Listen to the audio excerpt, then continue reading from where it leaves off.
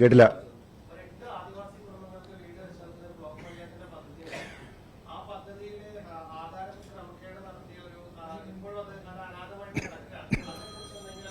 അവിടെ അത്തരത്തിലൊരു പരാതി ഉയർന്നു വന്നിട്ടുണ്ട്.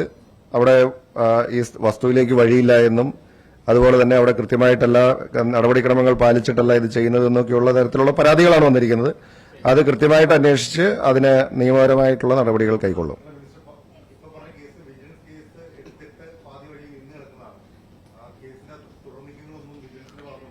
അത് പറഞ്ഞല്ലോ, ആഭ്യന്തര വകുപ്പ് മന്ത്രിയുമായിട്ട് ബന്ധപ്പെട്ടുകൊണ്ട് അതിനകത്ത് ആ പരാതിയിൽ കൃത്യമായിട്ടുള്ള നിയമപരമായിട്ടുള്ള അന്വേഷണവും നടപടിയും ഉണ്ടാവും.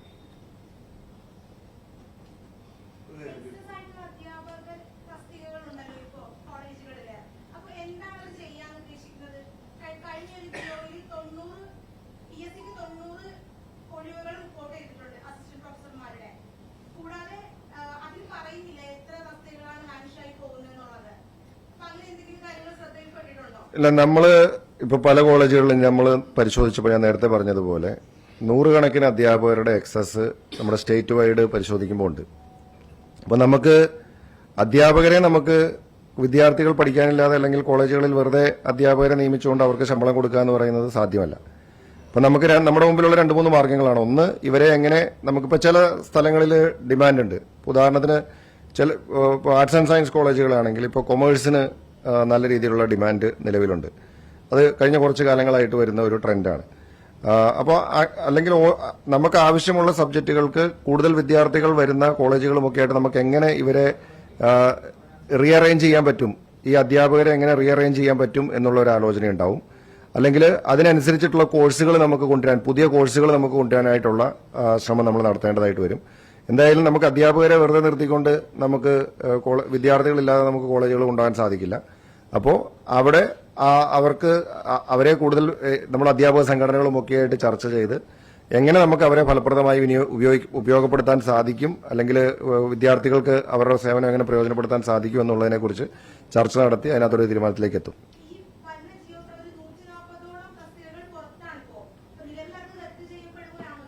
അല്ല, അത് ഞാൻ പറഞ്ഞല്ലോ, ഇത് ഇവരെ സംബന്ധിച്ച് നമുക്ക് ഈ അധ്യാപകരും അധ്യാപക സംഘടനകളും ഒക്കെ ആയിട്ട് ചർച്ച ചെയ്ത് നമുക്കൊരു സമവായം ഉണ്ടാക്കിയേ നമുക്ക് മുന്നോട്ട് പോകാൻ സാധിക്കുള്ളൂ.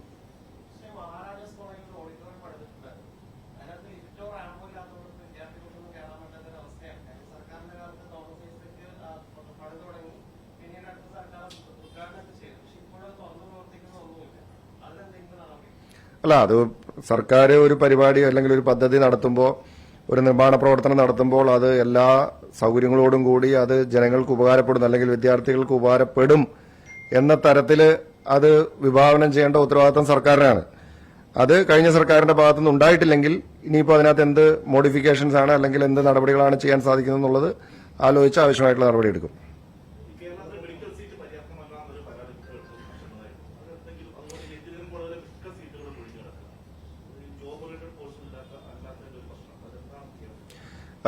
നമ്മുടെ വകുപ്പിന് കീഴിൽ വരുന്നതല്ല, മെഡിക്കൽ വിദ്യാഭ്യാസത്തിന് കീഴിൽ വരുന്നതാണ്, ആരോഗ്യവകുപ്പിന് കീഴിൽ വരുന്ന കാര്യമാണ്.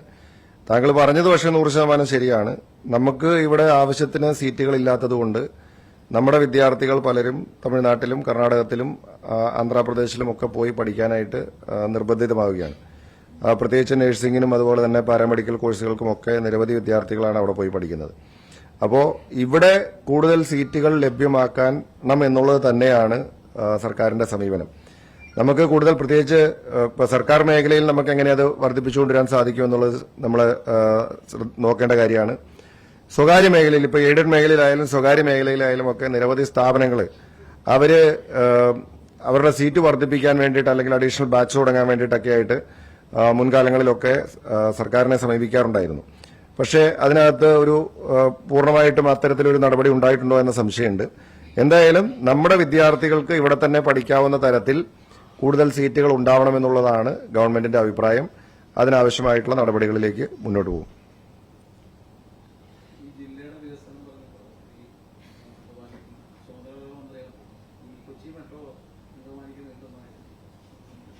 ഇപ്പോൾ ജില്ലയെ സംബന്ധിച്ചിടത്തോളം നമുക്കറിയാം, കേരളത്തിന്റെ വ്യവസായ തലസ്ഥാനമാണ്. സംസ്ഥാനത്തിന്റെ ഖജനാവിലേക്ക് ഏറ്റവും കൂടുതൽ നികുതി കൊടുക്കുന്ന ഒരു ജില്ലയാണ്. ഏറ്റവും കൂടുതൽ ജനങ്ങൾ തിങ്ങിപ്പാർക്കുന്ന ഒരു പ്രദേശമാണ്. ഇപ്പോൾ എറണാകുളം, ഒരുപക്ഷെ അങ്കമാലി തുടങ്ങി നമ്മുടെ ദേശീയപാത പരിശോധിച്ചാൽ അങ്കമാലി തുടങ്ങി മാരുടെ കുണ്ടന്നൂർ വരെ ഒരൊറ്റ ടൗണായി മാറിക്കൊണ്ടിരിക്കുന്ന, കൊച്ചി ഒരൊറ്റ ടൗണായി മാറിക്കൊണ്ടിരിക്കുന്ന ഒരു സാഹചര്യത്തിലേക്കാണ് നമ്മൾ പോയിക്കൊണ്ടിരിക്കുന്നത്. വലിയ തോതിലുള്ള ഗതാഗതക്കുരുക്കുണ്ട്. അങ്കമാലിയിലുണ്ട്, ആലുവയിലുണ്ട്, കളമശ്ശേരിയിലുണ്ട്, എടപ്പള്ളിയിലുണ്ട്. നമുക്ക് എറണാകുളം ടൗണിലൂടെ അങ്ങോട്ടും ഇങ്ങോട്ടും സഞ്ചരിക്കാൻ സാധിക്കാത്ത തരത്തിൽ വലിയ ഗതാഗത പ്രശ്നം നിലനിൽക്കുന്നുണ്ട്. അപ്പോൾ ഇതിന് കുറെ മാറ്റങ്ങൾ ആവശ്യമായിട്ട് വരും. നമ്മളൊക്കെ വർഷങ്ങളായി പറയുന്നതാണ് അങ്കമാലി കുണ്ടന്നൂർ ബൈപ്പാസ് പദ്ധതിയൊക്കെ യാഥാർത്ഥ്യമാവണമെന്നുള്ളത്. എത്രയോ വർഷങ്ങളായി അതിന്റെ നടപടികൾ ആരംഭിച്ചിട്ട് അതിന്റെ ഒടുവിൽ 1 സെന്റ് ഭൂമി പോലും ഏറ്റെടുക്കാനായിട്ട് കഴിഞ്ഞ ഗവൺമെന്റിന്റെ കാലത്ത് സാധിച്ചിരുന്നില്ല. അതിന്റെ നോട്ടിഫിക്കേഷൻ പോലും റദ്ദായിപ്പോയി. അപ്പോൾ നമുക്ക് അത് കേന്ദ്ര സർക്കാരുമായി ബന്ധപ്പെട്ടുകൊണ്ട് അങ്കമാലി കുണ്ടന്നൂർ ബൈപ്പാസ് നമ്മളിപ്പോൾ 8 വരിയാക്കുന്നതിനെ കുറിച്ചൊക്കെയാണ് ആലോചിച്ചുകൊണ്ടിരിക്കുന്നത്. അതൊക്കെ കൊണ്ടുവന്നാൽ മാത്രമാണ് നമുക്ക് ഈ ദേശീയപാതയിൽ ഉൾപ്പെടെ ഇപ്പം നമ്മുടെ ഈ എടപ്പള്ളിയിലൊക്കെ ഉൾപ്പെടെയുള്ള ഈ ഗതാഗതത്തിന്, അല്ലെങ്കിൽ ജില്ലയിലെ എല്ലാ ഭാഗങ്ങളും അനുഭവിക്കുന്ന ഒരു ഗതാഗത കുരുക്കിന് ഒരു പരിധിവരെയൊക്കെ പരിഹാരം കാണാൻ സാധിക്കുള്ളൂ. ഇപ്പോൾ സർക്കാരിനെ സംബന്ധിച്ച് നമ്മുടെ പ്രയോറിറ്റിയിൽ ജില്ലയുടെ ഏറ്റവും മുൻഗണനയിലുള്ള ഒരു പദ്ധതിയാണത്. അതുപോലെ തന്നെയാണ് അതോടൊപ്പം മെട്രോയുടെ എക്സ്റ്റൻഷനും.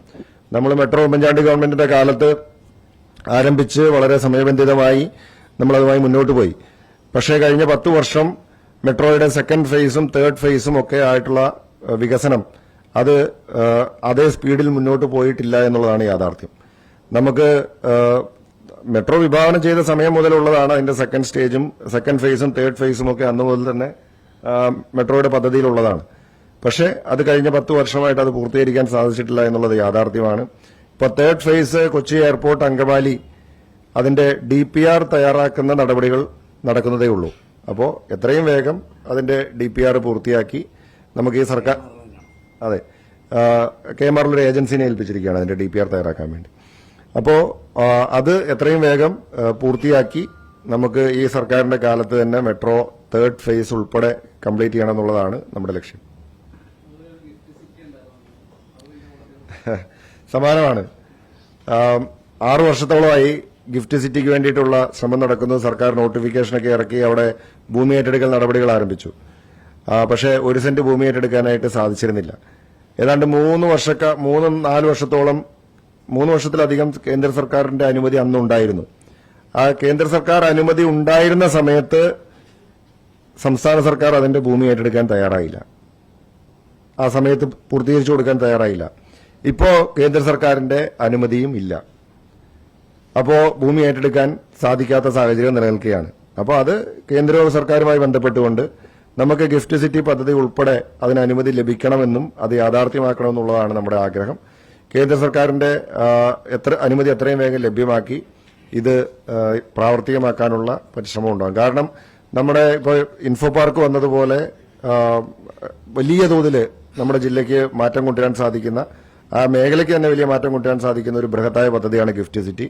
അത് യാഥാർത്ഥ്യമാക്കിയാൽ നമ്മുടെ ജില്ലയുടെ മാത്രമല്ല സംസ്ഥാനത്തിന്റെ തന്നെ സമ്പദ് വ്യവസ്ഥയ്ക്കും തൊഴിൽ മേഖലയ്ക്കും വലിയ ബൂസ്റ്റ് നൽകുന്ന ഒരു പദ്ധതിയായിരിക്കും.